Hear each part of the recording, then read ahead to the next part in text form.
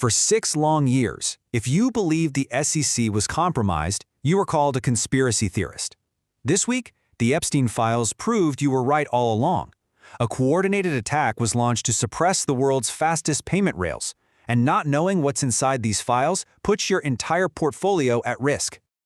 Look, this isn't just about a lawsuit. New emails reveal this is a deep-seated conspiracy, and as Ripple's own CTO, David Schwartz, confirms, the rabbit hole goes way deeper than anyone ever imagined. So stick with me here, because by the end of this explainer, you are going to understand the entire web of corruption, from the SEC's inner circle all the way to the powerful elites who funded the attack on crypto utility from the very beginning. Okay, so it all starts with an insider. A man who didn't just watch Ethereum get built, he actually helped build it. And now, he's exposing its darkest secrets. His name is Steven Nerayoff. Nerayoff is the one who coined the term ETHGate.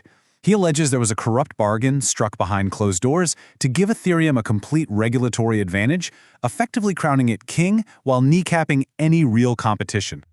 His framework is simple, and it's absolutely damning. He claims the SEC didn't just give Ethereum a free pass. They systematically weaponized their power to go after projects that threaten the established order, with Ripple and Stellar right in the crosshairs. And that's the billion-dollar question, isn't it? How do you turn a federal regulator into your own private weapon? Well, it turns out you just need the right person in the right position. And that person was William Hinman, a high-ranking SEC director. His actions didn't just influence the market, they created the regulatory shield that protects Ethereum to this very day. Now, this slide lays out the undeniable conflict. First, Hinman's old law firm joins a pro-Ethereum alliance. Then, the SEC's own ethics office warns him multiple times. He ignores them, keeps taking the meetings, and then delivers the speech that gives Ethereum its free pass. It is a textbook case of regulatory capture. And for our viewers in the US, understanding these SEC-level games is absolutely crucial.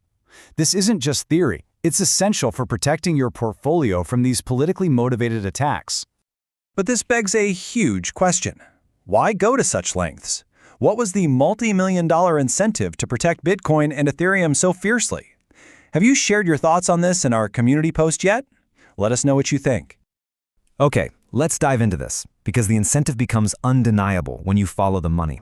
And let me tell you, the trail leads to a very dark place. It starts with this number, $13.3 million. That's the amount of money funneled from the late Jeffrey Epstein directly to the MIT Media Lab, which was a central hub for early crypto development. And here it is. This is the origin of the financial incentive.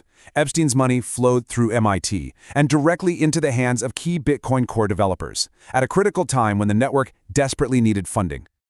If you are watching this without a subscription, you are missing the alerts. From Crypto Global News, we're telling you now, the algorithm will hide this content next week. Click subscribe right now to stay on the timeline. Because this was never just about developers. No, the network extends far beyond that, reaching the absolute heights of traditional finance and government. Just take a look at this network. You have JP Morgan CEO Jamie Dimon, referred to as Epstein's chum. You have Kevin Warsh, a top contender for the next Fed chair. And of course, William Hinman, the SEC director with the Ethereum-aligned law firm. These aren't disconnected players. They're part of an elite inner circle. So, the crucial point is, why all this effort to target Ripple and Stellar specifically? With this much power and money involved, what made them such a threat? The newly revealed emails from Epstein's files show it was a calculated war between ecosystems. The banking-aligned world of Bitcoin and Ethereum saw the fast, efficient payment rails of Ripple and Stellar as a direct existential threat. And here is the smoking gun. A direct quote from Insider Conversation shows they wanted to reduce or take away allocations for Ripple and Stellar. They didn't say they were illegal, they said they were bad for the ecosystem. Their ecosystem. This is why it's so important to understand that this isn't about one SEC chairman like Gary Gensler. This is a systemic rot that has been festering for years, connecting Wall Street, DC, and the top crypto projects. This story is breaking fast. To get these updates before anyone else, you need to join my Telegram. Scan the QR code on your screen right now or use the link in the description to get in. As this truth comes out, The ETHGate movement is absolutely exploding. It's no longer a theory, and it completely changes everything we thought we knew about the coming Great Reset and who will control the future of finance. Which leads us to the final, chilling question. With their network and motives now exposed to the light, who will they target next to protect their system? We're following every lead. Stay tuned. And to see our breakdown of how this corruption could directly impact the upcoming election, click the video on your screen right now. Stay ahead in the crypto market. Subscribe now for the latest global news and updates.